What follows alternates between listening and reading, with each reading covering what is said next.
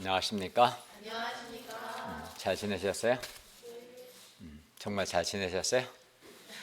그 마스크 때문에 불편하지 않았어요? 대답 안 할 거지?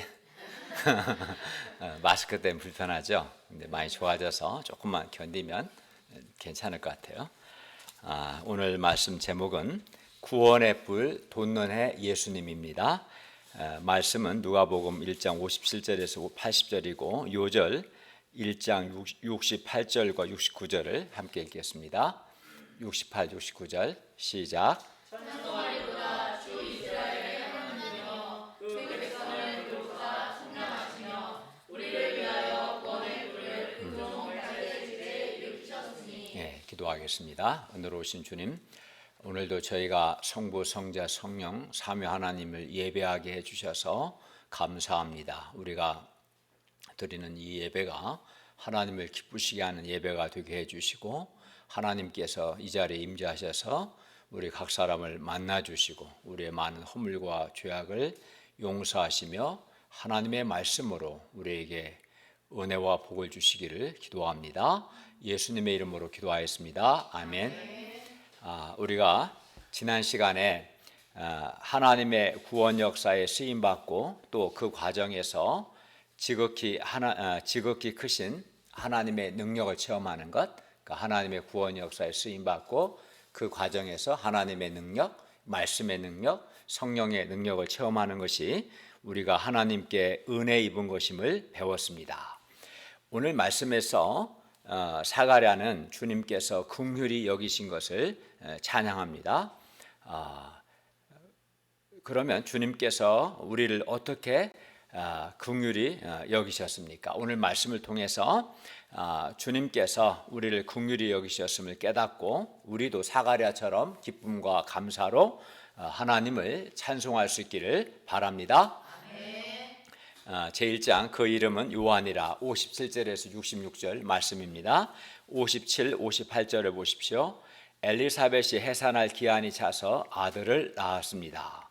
이웃과 친족이 주께서 그를 엘리사벳을 크게 긍휼히 여기심을 듣고 함께 즐거워했습니다.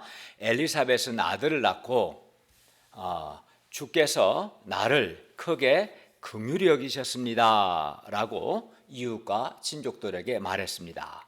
전에 엘리사벳은 늙도록 아이를 낳지 못했기 때문에 그것이 너무 부끄러웠습니다. 그러던 중에 아들을 낳았으니 얼마나 기뻤겠습니까? 그런데 이런 경우 많은 사람들이 아들 낳은 늙은 나이에 아들 낳은 것만 기뻐하고 하나님께서 자신을 긍휼히 여기신 것은 금방 잊어버립니다.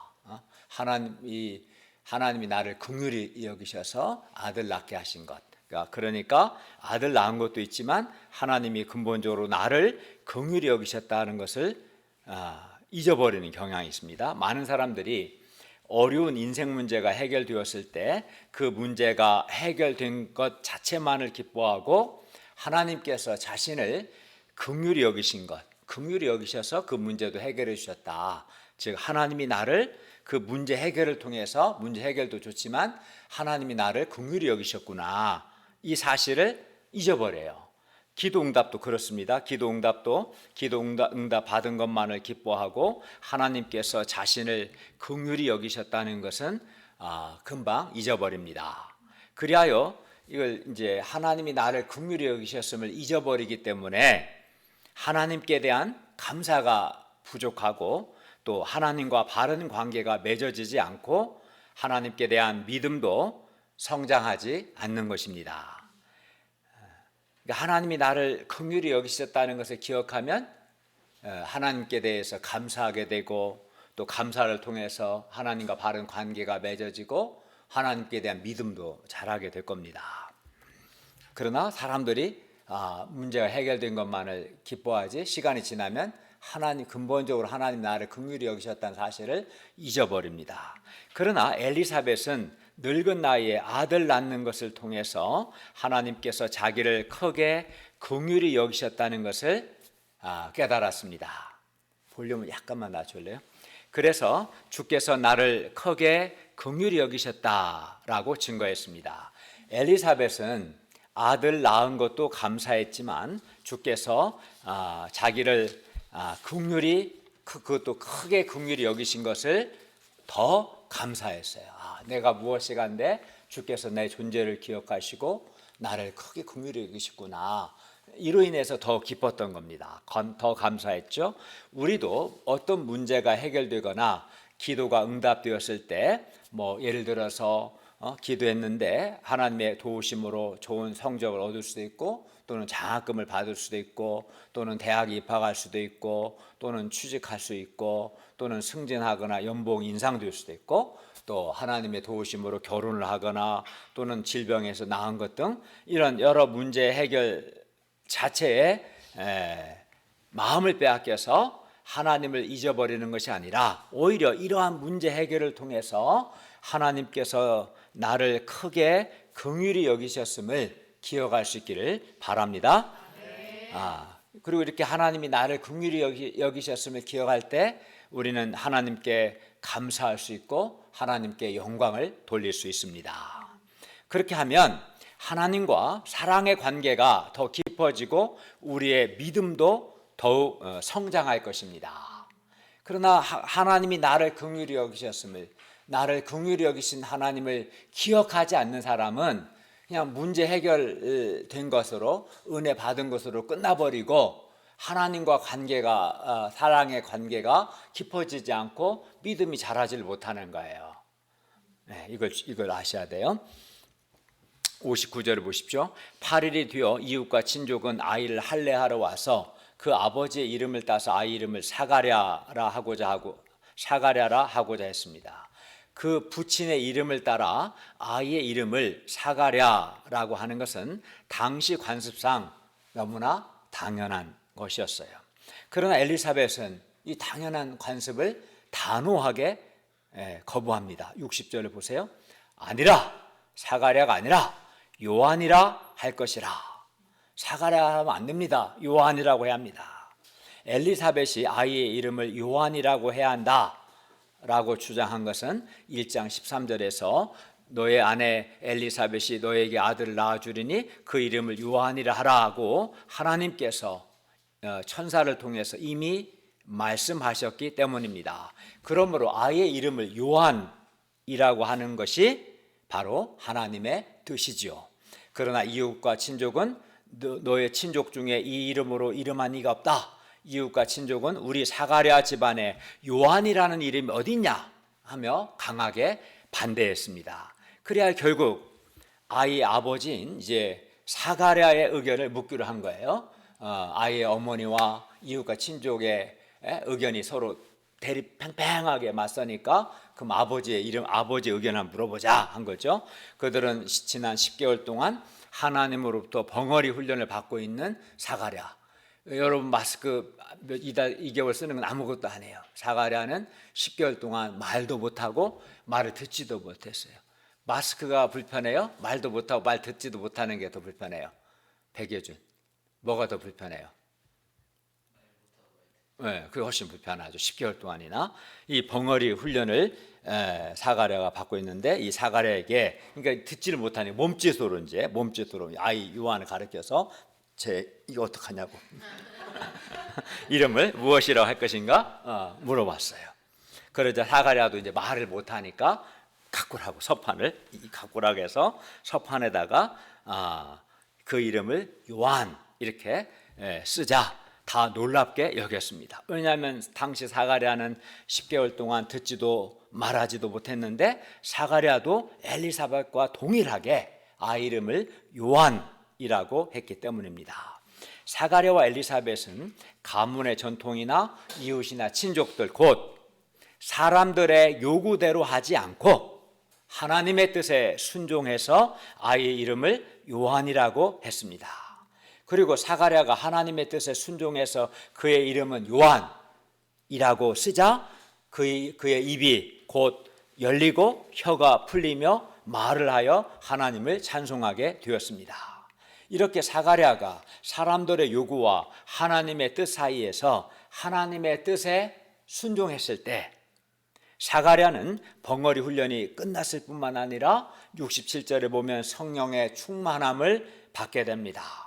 이렇게 하나님의 뜻에 순종을 해야 훈련도 끝나고 성령의 충만함도 받는 것입니다.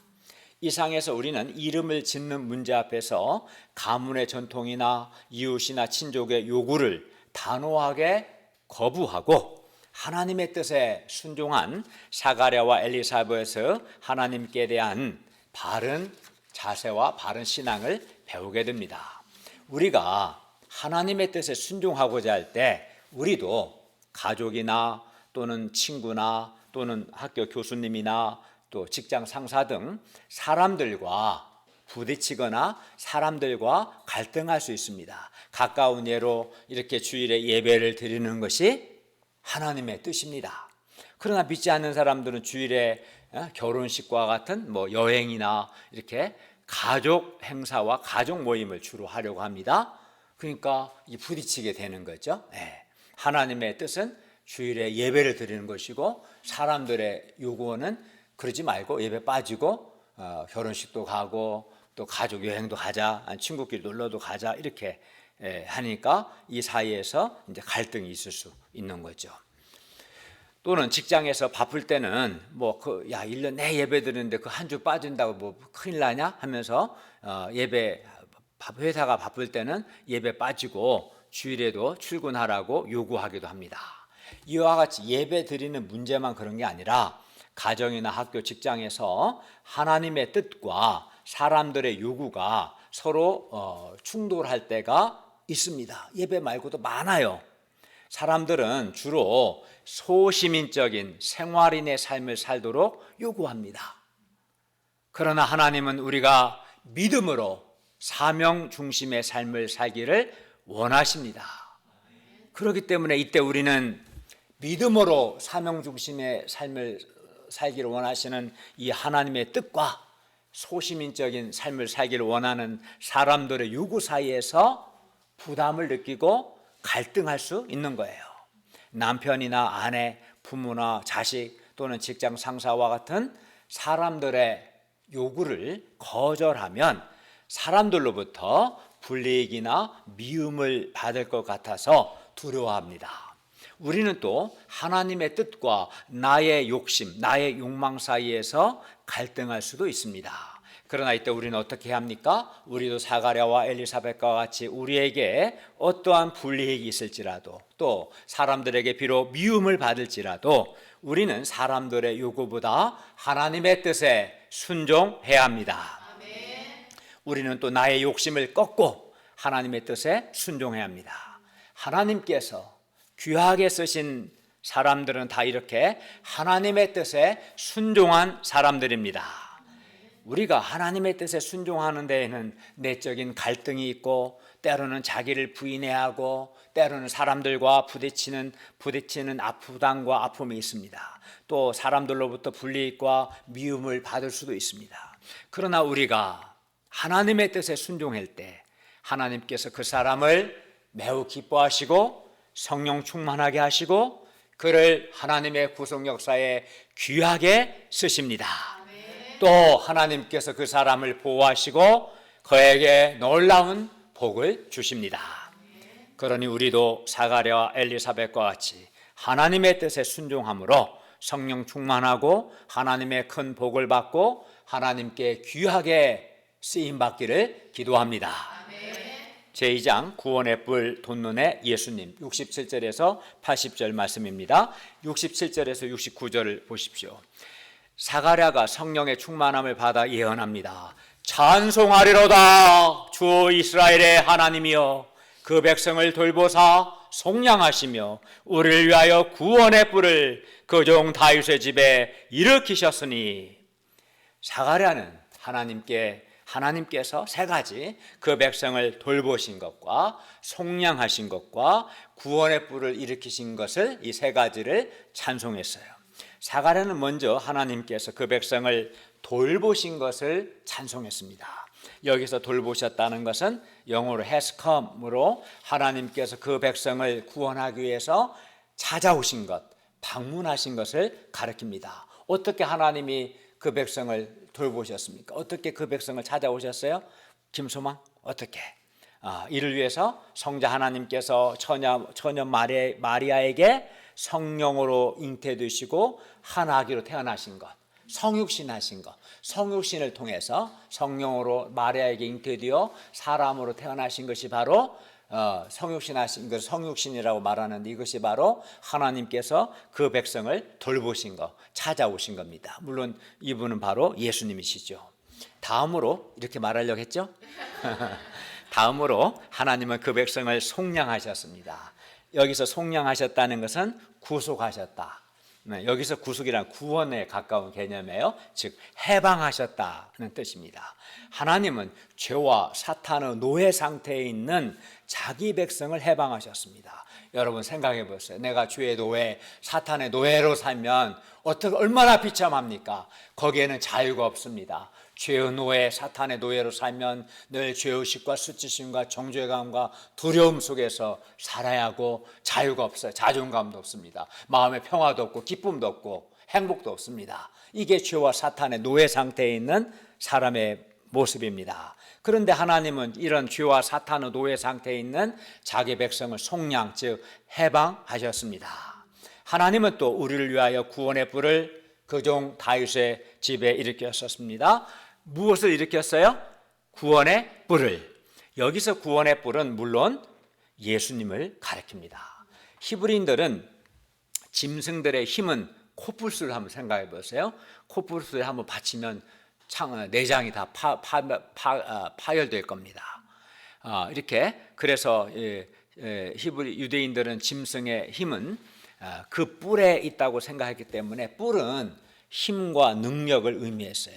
힘과 능력을 상징했어요. 그래서 다윗도 시편 18편 2절에서 여호와 하나님을 가리켜서 나의 구원의 뿔, 즉 이렇게 말했어요. 즉 여호와는 나의 구원의 뿔이란 말은 여호와는 힘센 나의 구원자라는 이렇게 불렀어요. 사가랴는 예수님께서 아주 강한 힘을 가진 구원자이심을 강조하기 위해서 예수님을 가리켜 구원의 뿔이라고 한 거예요. 그러니까 예수님이 정말 문자적으로 뿔이 있다 이런 말이 아니라 이걸 문학적인 표현인 거지. 예수님이 힘이 센 능력이 많은 구원자다라는 의미로 구원의 뿔 이렇게 말한 거니까 문자적으로 뿔이 있다 생각하면 안 되죠. 사탄도 10개의 뿔이 있다고 하는데 그 뿔이 정말 사탄 천사인데 뿔이 있느냐 그건 아니고 그만큼 사탄 역시 능력이 있다, 힘세다, 이제 그런 문학적인 표현입니다. 여러분이 중고등학교 책을 보면 그렇게 문학적 표현이 많이 나오죠. 그러면 구원의 뿔, 즉 힘센 구원자이신 예수님께서 하시는 일이 뭡니까? 71절을 한번 읽어볼까요? 71절 시작.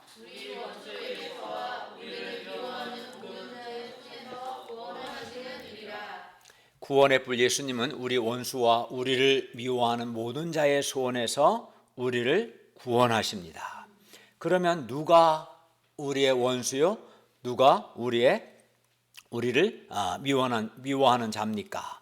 우리의 원수와 우리를 미워하는 자는 우리의 영적인 생명을 빼앗고 우리가 믿음으로 살지 못하도록 방해하고 또 우리가 하나님을 섬기지 못하도록 방해하는 모든 세력을 가리킵니다.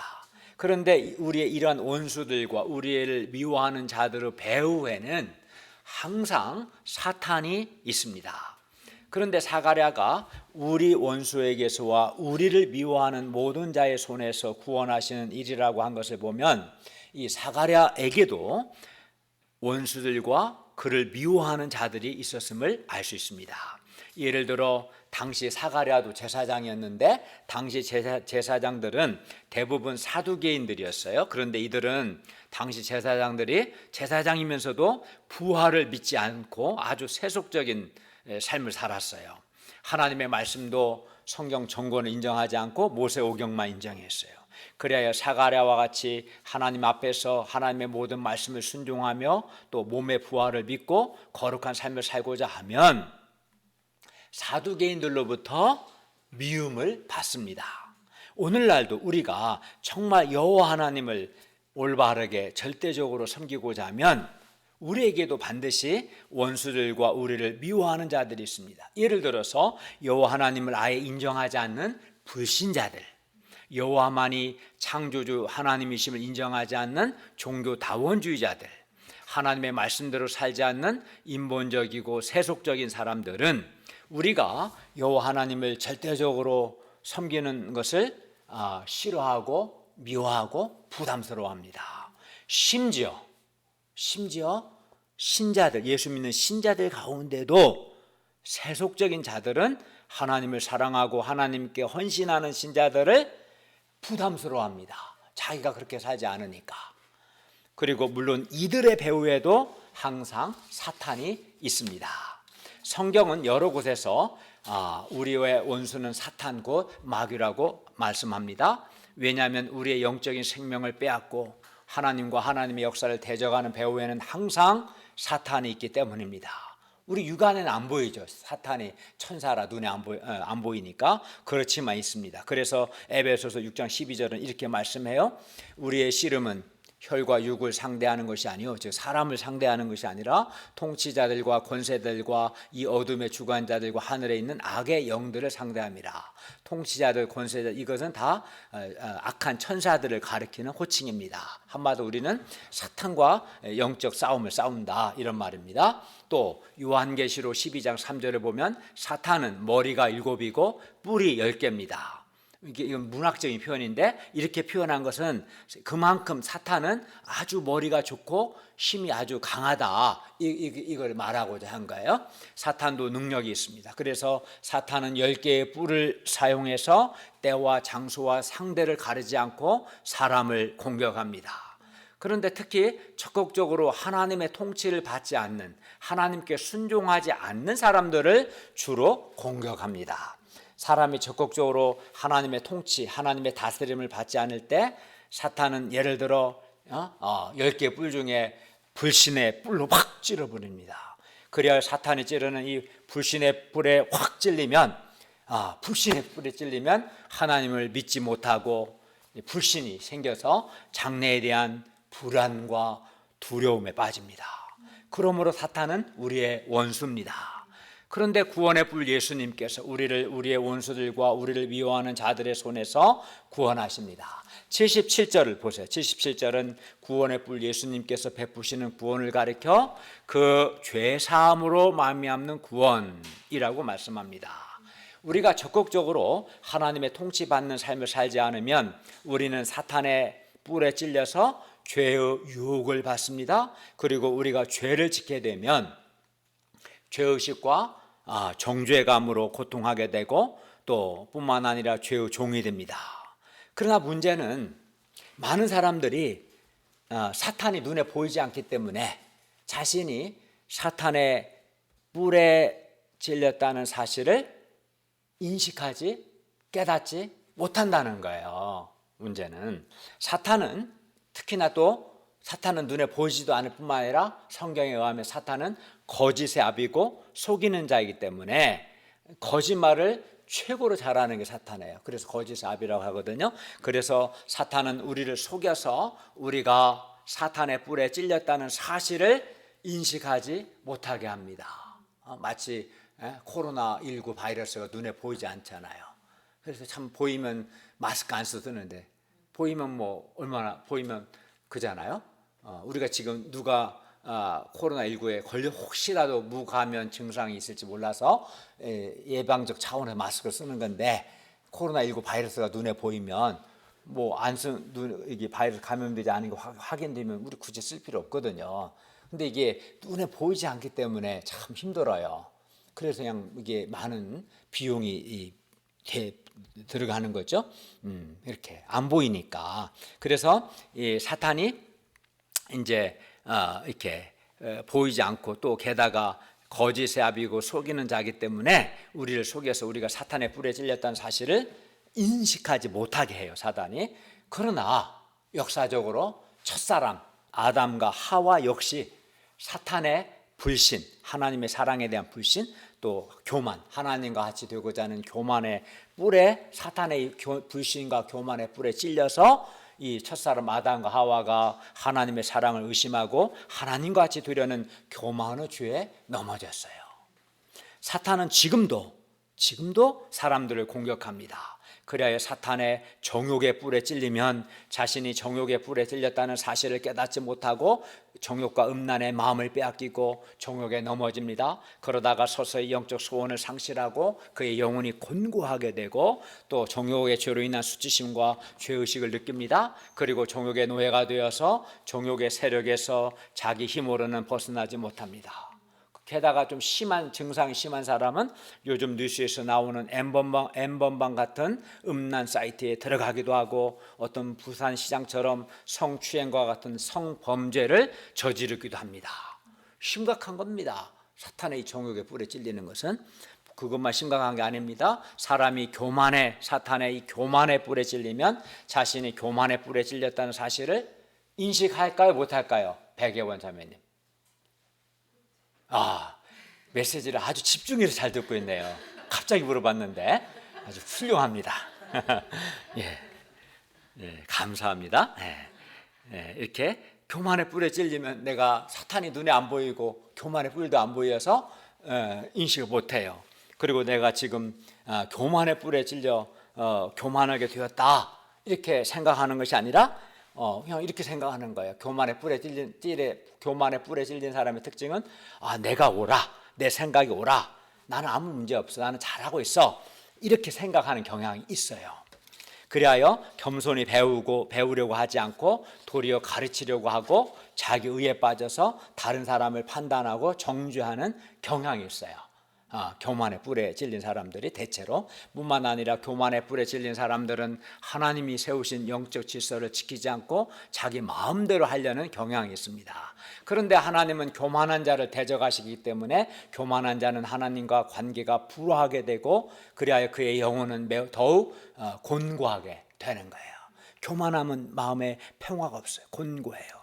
마음에 은혜가 없습니다. 또 사람이 사탄이 찌르는 불신의 뿔에 찔리면 온갖 어두운 생각, 부정적인 생각을 하고 자신의 장래에 대해서 염려하고 걱정합니다.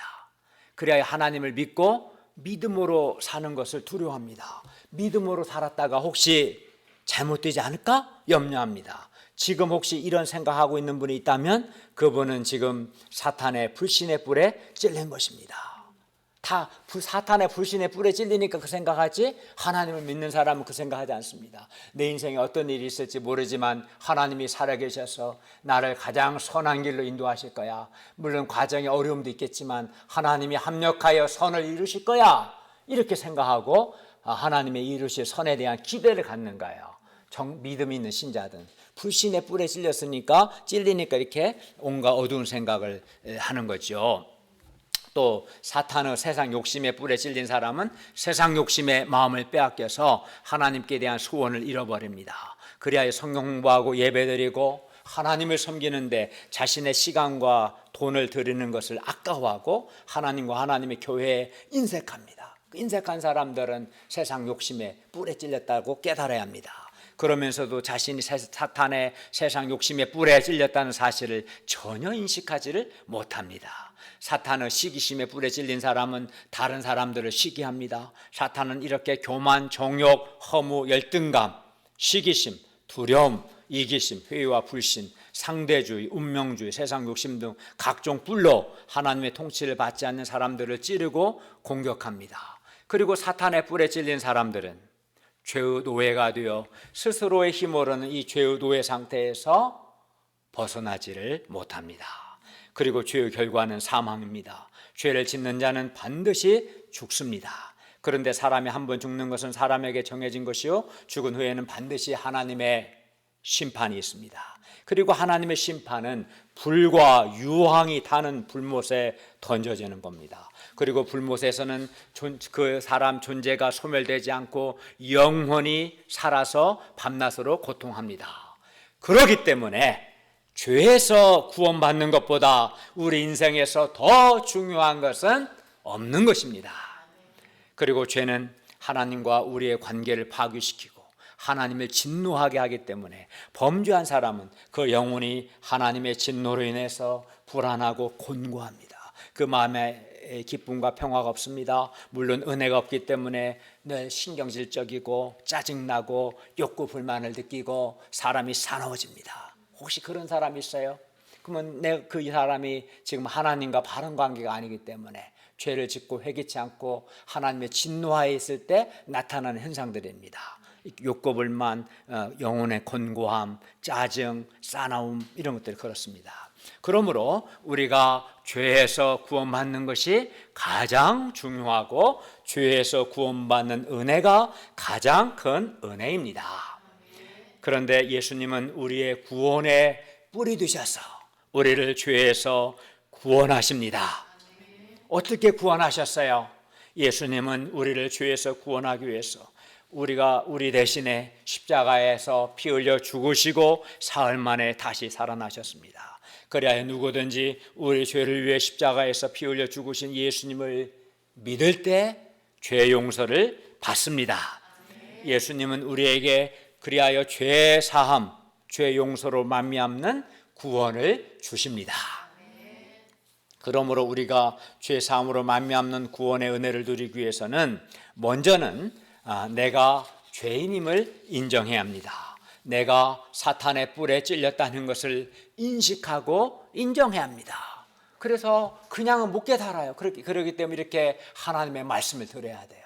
하나님의 말씀을 듣고 성령님의 도우심을 받아서 내가 지금 미움의 뿔에 찔렸구나, 내가 지금 불신의 뿔에 찔렸구나, 내가 지금 이기심의 뿔에 찔렸구나 깨달아야 돼요. 그리고 인정해야 합니다. 예를 들어 내가 사탄의 불신과 교만의 뿔, 미움과 시기심의 뿔, 세상 욕심의 뿔에 찔렸다는 것을 인식하고 인정해야 합니다. 어떤 사람은 자신이 사탄의 미움이나 원망의 뿔에 찔렸다고는 생각하지 않고 자신이 미워하는 그 사람, 어떤 사람이 있겠죠. 미워하는 어떤 대상이 있는데 그 대상이 문제다고 생각하고 그 대상을 미워합니다. 이렇게 사람과 혈과 육의 싸움을 하려고 합니다. 이스라엘 초대 왕인 사울이 그러했는데 이 초대 왕 사울은 다윗을 미워하고 시기해서 뼈가 썩는 고통을 겪었습니다. 그러나 그는 자신이 지금 사탄의 이 미움과 시기심의 뿔에 찔렸다는 사실을 인정하지 않고 인식하지 않고 다윗이 문제라고 생각하고 다윗을 제거하려고만 했습니다. 다윗은 여인들로부터 그 인정을 많이 받았고 자기는 상대적으로 덜 받으니까 이 다윗 때문에 내가 피해보는 거야 이렇게 생각한 거죠. 이 다윗만 없어지면 내가 최고가 될 텐데 이렇게 생각했죠. 그래갖고 다윗을 죽이려고 했어요. 그러나 그 결과 오히려 사울 자신의 인생이 파멸하게 되었습니다. 우리는 나의 이 자기중심성, 이기심, 나의 교만, 나의 불신, 나의 불순종의 이 죄 때문에 내 영혼이 곤고한 것이고 나의 내면에 평화와 기쁨이 없다는 것을 깨달아야 합니다. 이걸 이제 깨닫는 가장 중요해요. 그래서 이 코로나 바이러스도 어때요? 그 엄청난 이 진단을 검사하는 이유가 뭐예요? 이걸 빨리 해야 이 사람을 다른 사람을 전염 안 시키도록 분리시킬 수가 있고 치료가 가능하잖아요. 그런데 그걸 우리나라가 잘한 거 아니에요, 그렇죠? 마찬가지로 우리가 깨닫는 인식하는 게 내가 사탄의 어떤 뿔에 찔렸는가 그걸 인식하고 받아들이는 것이 이제 중요해요. 내가 지금 교만의 뿔에 찔려서 참 이게 교만해졌구나. 내가 지금 불신의 뿔에 찔려서 하나님을 믿지 못하고 불안하고 두려워하는구나. 내가 지금 미움과 시기심의 뿔에 찔려서 다른 동역자를 사랑하지 않고 미워하는구나. 내가 지금 이기심과 세상 욕심의 뿔에 찔려서 하나님께 참 소원이 없고 인색하구나. 이렇게 이것을 이렇게 깨닫고 그런 자신을 인정해야 합니다. 하나님 앞에서. 이제 그리고 처음에 이렇게 깨닫고 인정하는 것이 두 번째 해야 할 것은 다음으로 나를 사랑하사 나를 위해서 십자가에서 죽으신 예수님의 죄 용서를 믿어야 합니다. 그리고 믿음으로 나의 죄를 회개합니다. 깨닫고 예수님을 믿고 회개합니다. 그러면 그때 주님께서 우리의 죄를 용서하십니다. 이렇게 우리는 반드시 그리하여 죄사함을 받아야 합니다. 그렇지 않으면 우리는 종욕의 죄로 말미암아 일생 수치심과 죄의식으로 고통하다가 종욕의 노예가 될 겁니다. 종욕의 죄를 용서받지 않으면 종욕의 노예된 삶을 살 수밖에 없어요. 좀 심하면 성범죄자가 될 수도 있는 거예요. 우리가 죄사함을 받지 않으면 우리는 다른 사람들과 끊임없이 비교하고 열등감과 시기심 속에서 살거나 또는 교만의 종이 되어 감사가 없이 다른 사람을 비판하고 정죄하면서 곤고한 삶을 살 겁니다. 사람이 인간 조건이 아무리 좋아도 범죄한 사람은 그 마음에 기쁨과 평화와 은혜와 행복이 없습니다. 하나님의 나라, 하나님의 통치가 없으며 죄의식과 정죄감, 심판에 대한 두려움으로 그의 영혼이 범죄한 자는 고통합니다. 반면 죄를 용서받은 사람은 그의 인간 조건에 관계없이 마음의 죄의 용서로 인한 감사, 기쁨이 있고요. 죄 용서받으면 마음에 하늘의 평화가 임하고요. 행복이 임합니다. 그 마음에 죄 용서를 받으면 하나님 나라, 하나님의 다스림이 있습니다. 우리가 우리에게 죄 사함으로 말미암는 구원을 주시기 위해서 우리를 대신하여 십자가에 죽으신 예수님의 죄 용서를 믿고 회개함으로 죄 사함으로 말미암는 구원의 은혜를 누릴 수 있기를 기도합니다. 그리고 뿐만 아니라 사탄의 뿔에 찔리지 않는 최고의 방법은 하나님의 적극적으로 구원의 뿔을 드신 예수님의 통치, 하나님의 통치를 받는 것입니다. 하나님의 통치를 받는 사람은 사탄의 뿔에 잘 찔리지 않습니다. 그게 엄청난 죄에 대한 면역 기능이 형성되는 거거든요.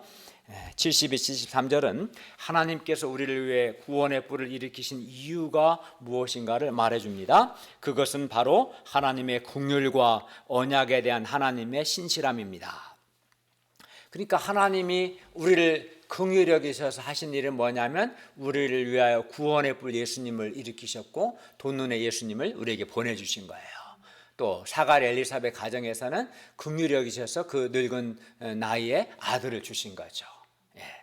그러면 이제 74, 75절을 보십시오. 74, 75절은 우리를 원수 사탄과 죄에서 구원하신 목적이 무엇인가를 말해주는데 한번 같이 읽겠습니다. 74, 75절 시작.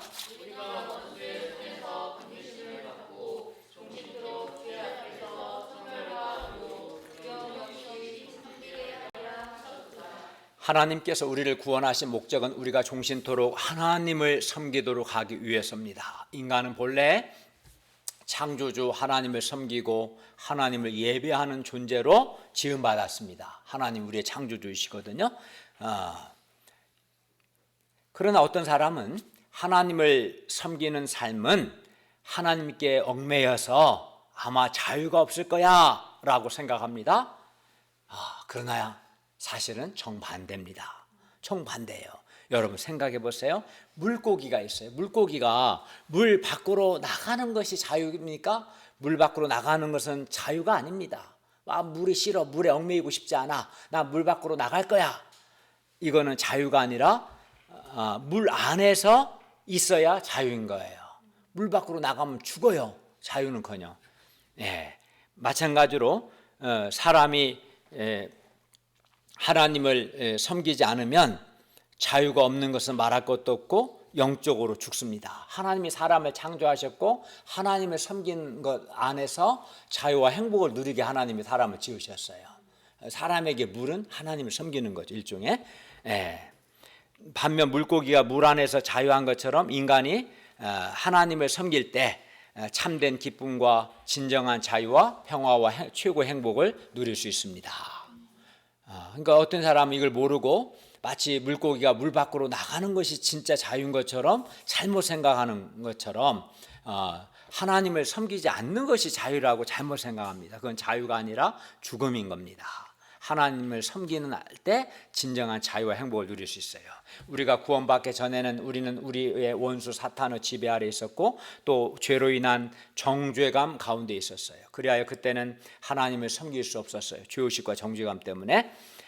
그러나 이제 구원의 뿔 예수님께서 우리를 구원하셨고 또 우리가 죄사함을 받았기 때문에 우리는 두려움 없이 종신토록 하나님을 섬길 수 있게 되었습니다.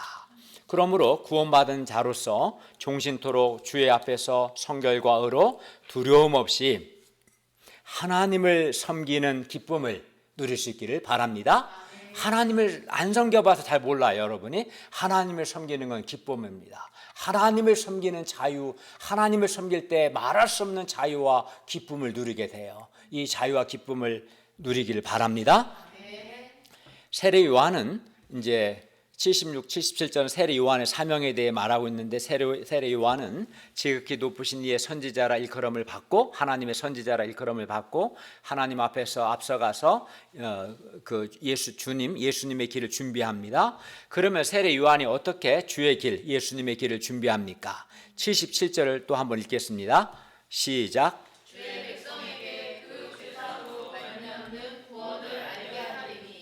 세례 요한이 전하는 구원은 죄를 안 짓는 구원이 아니라 죄 사함, 그 죄를 용서받음으로 말미암는 구원입니다. 사람이 죄를 안 지을 수는 없습니다. 죄를 안 짓는 건 불가능합니다. 죄를 용서받는 것이 구원입니다. 그래서 세례 요한은 사람들이 예수님을 믿고 죄를 회개하고 예수님께서 주시는 죄 사함을 받도록 도왔습니다. 그래서 세례 요한의 메시지는 아주 분명했습니다. 예수님 믿고 회개함으로 죄 사함을 받으세요 라는 거였어요. 오늘날 우리가 사람들에게 알게 할 구원도 역시 죄 사함으로 말미암는 구원입니다. 예수 믿고 회개하고 죄를 용서받으세요. 이게 진정한 구원입니다. 이걸 우리가 전해야죠. 경제적인 구원, 또 정치적인 구원이 아닙니다. 돈 많이 버는 것이 결코 우리의 구원이 될 수 없습니다. 어떤 사람은 돈 많이 버는 것을 구원으로 생각하는데 그렇지 않습니다. 어떤 사람은 세상에서 출세하고 성공하는 것을 구원으로 생각하는데 세상에서 성공하고 출세하는 것이 구원이 될 수 없습니다. 인간 조건 개선 역시 우리의 구원이 될 수 없습니다. 왜 그렇습니까? 많은 사람들이 돈 많으면 그게 구원이라 생각하고 사회 성공하는 게 구원이라 생각해요. 근데 왜 그게 구원이 될 수 없습니까? 왜냐하면 많은 돈과 세상에서의 출세와 인간 조건 개선이 우리를 죄와 사탄의 지배에서 구원할 수는 없기 때문입니다. 하나님께서 우리에게 주시는 구원은 죄 사함, 죄 용서로 말미암는 구원입니다. 그러므로 우리도 세례 요한과 같이 사람들에게 죄 사함을 받아서 구원을 누리도록 알게 해야 합니다.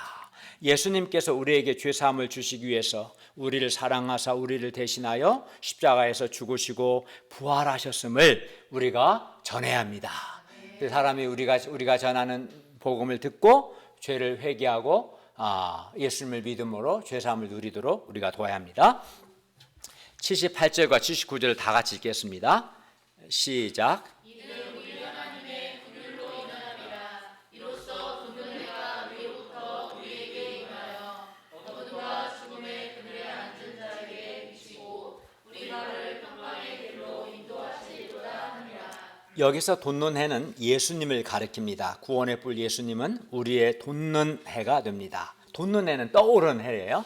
돋는 해 예수님은 돋는 해가 되셔서 해가 떠오르면 어때요? 어둠이 탁 없어지잖아요. 어둠을 없애십니다. 죄사함으로 말미암는 구원을 받기 전 사람들은 어둠과 죽음의 그늘에 앉아 있었습니다. 여기서 어둠은 이제 하나님의 빛이 없는 상태가 어둠이고요. 죽음은 하나님의 생명이 없는 상태입니다. 사람들은 죄 때문에 또 하나님의 빛이 없기 때문에 하나님의 생명이 없기 때문에 어둠과 죽음의 그늘에 앉아 있었습니다. 열등감, 자존감 없음, 허무주의, 운명주의, 수치심, 정죄감, 심판에 대한 두려움, 장래에 대한 불안과 염려 등 이거 다 어둠입니다. 그러니까 하나님의 빛이 없는 사람은 어둠의 상태예요. 하나님의 생명을 누리지 못하면 죽음의 상태입니다. 돋는 해가 임하기 전 사람들 이처럼 어둠과 죽음의 그늘에 앉아 있었어요. 햇빛이 들지 않는 음지에서는 식물이 제대로 자라지도 못하고 열매를 맺지도 못합니다. 이처럼 사람도 어둠과 죽음의 그늘 아래서는 그러니까 하나님의 빛을 보지 못하고 하나님의 생명을 누리지 못하면 힘이 없고 생명력도 없고 인생의 열매도 맺지 못합니다. 따라서 누구든지 밝고 힘 있고 생명력 있고 열매 맺는 인생을 살기 원한다면 하나님의 빛을 받아야 합니다. 빛을 많이 받으면 받을수록 그 사람은 아주 밝고 힘 있고 생명력이 있습니다. 우리는 빛을 많이 받아야 돼요. 그런데 예수님은 어둠과 죽음의 그늘에 앉은 우리 인생들에게 돋는 해, rising sun, 돋는 해가 되셔서 빛을 확 비추시는 거예요. 어떻게 비춰요? 그러면 구체적으로 예수님의 말씀이 비쳐요. 예수님의 말씀이 비치고, 또 예수님께서 주시는 죄 사함으로 말미암는 구원, 죄 용서가 빛이 되는 거예요. 그리하여 예수님의 말씀의 빛을 많이 받고 예수님의 죄 사함의 빛을 많이 받으면 받을수록 어둠과 죽음의 세력이 다 사라집니다. 사람이 어두운 것은 그에게 예수님의 말씀의 빛이 없고 예수님의 죄 사함의 빛이 없기 때문에 어두운 거예요. 우리가 돈을 내주신 예수님을 영접할 때 우리의 내면이 밝고 생명력 있게 될 겁니다. 돈론에 되신 예수님은 우리에게 빛을 비출 뿐만 아니라 우리를 평강의 길로 인도하십니다. 많은 사람들이 불확실한 미래와 자신의 불확실한 장래 때문에 염려하고 불안해합니다. 그리하여 마음에 평강이 없습니다. 그러나 돈론에 되신 예수님은 우리의 인생길을 비추시고 뿐만 아니라 우리 발을 평강의 길로 인도하십니다. 그러므로 우리가 돈론에 되신 예수님 안에서 죄 사함을 받고 예수님의 인도함을 받을 수 있기를 기도합니다. 결론입니다. 하나님께서 우리를 위하여 구원의 뿌리요 돈론에 두시는 예수님을 일으키심으로 우리를 긍휼히 여기신 것을 감사합니다. 예수님께서 우리의 구원의 뿌리 되셔서 우리를 우리 원수 사탄에게서 구원하시고 죄 사함으로 말미암는 구원을 주시는 것을 또한 감사합니다. 또 예수님께서 돋는 해가 되셔서 어둠과 죽음의 그늘에 앉은 자에게 빛을 비추시고 우리를 평강의 길로 인도하시는 것 역시 감사합니다. 그러므로 우리가 구원의 뿌리요 돋는 해 되신 예수님이 주시는 이 구원을 풍성하게 누리고 또 우리에게 구원의 뿌리 돋는 해 예수님을 일으키심으로 우리를 긍휼히 여기신 하나님께 감사와 찬송과 경배를 드리기를 바랍니다. 그리고 우리도 사람들에게 예수님께서 우리의 구원의 뿌리요 돋는 해가 되신다는 것과 예수님께서 주시는 죄 사함으로 말미암는 이 구원을 전할 수 있기를 바랍니다.